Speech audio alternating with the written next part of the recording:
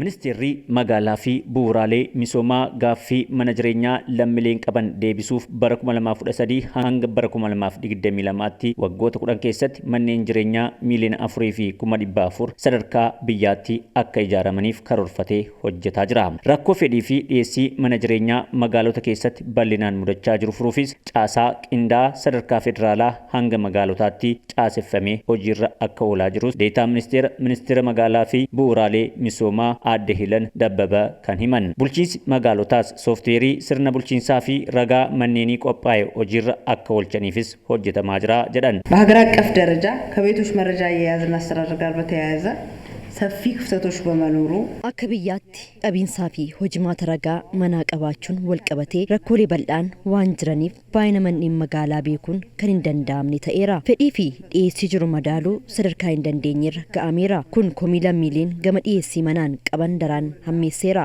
Rakkoo kana furuufis sooftiweeriin sirna bulchiinsaa fi ragaa manneenii qophaa'ee hojiirra oolaa jirus hanqinoota turan kan maqsuu fi guddina magaalotaafis kan gumaachuudhas jedhan Aadde Hilan.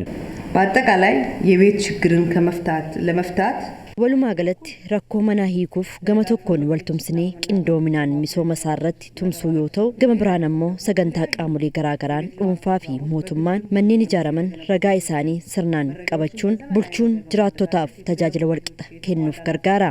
Hojii gaggeessaan mana qopheessaa bulchiinsa magaalaa Direedawaa Injiinar Jamaal Ibrahim gama isaaniitiin የለማውን ሶፍትዌር ዛሬ በድሬዳዋ ላይ ለማስጀመር እዚሁ ስለተገኛችሁ እኛም ደስ ብሎናል። Sooftiweerii qophaa'ee magaalaa Direedawaa irratti eegalchiisuuf argamuun keessan nutti toleera. Sooftiweeriin kun seer-maleessummaa ni hir'isa. Hojimaata badaa fi maddeen gochaalee malaammaltummaa manneenii wal qabatan waan balleessuuf dadhabbii gama kanaan ture waan nuuf salphistaniif isin galateeffanna. Hirmaattonni marii kanaas rakkoo qulqullina qabiinsa ragaa akka magaalaa Direedawaatti jiru fooyyessuu keessatti gahee guddaa kan gumaachuu akka ta'edha kan dubbatan. Mannootan fuudhaman awaajiidhaan awaajii 47 fuudhamanii gara abbootii dhuunfaa gara mootummaatti harka jiran kana takkaffaa manneen kun maalirra jiran akkamii jiran eenyu harka jiran kan jiruu fi wanni guddaan ni dhufe kanaaf inni lammataa ammas misooma biyyattii deebisuudhaaf. Ragaan sassaabamu ragaan oguu teekinooloojii keessa seenu ragaan sanaaf darajaa baasa. Darajaa kamirra jira? Darajaa A irra jira moo B irra jira moo C irra jira?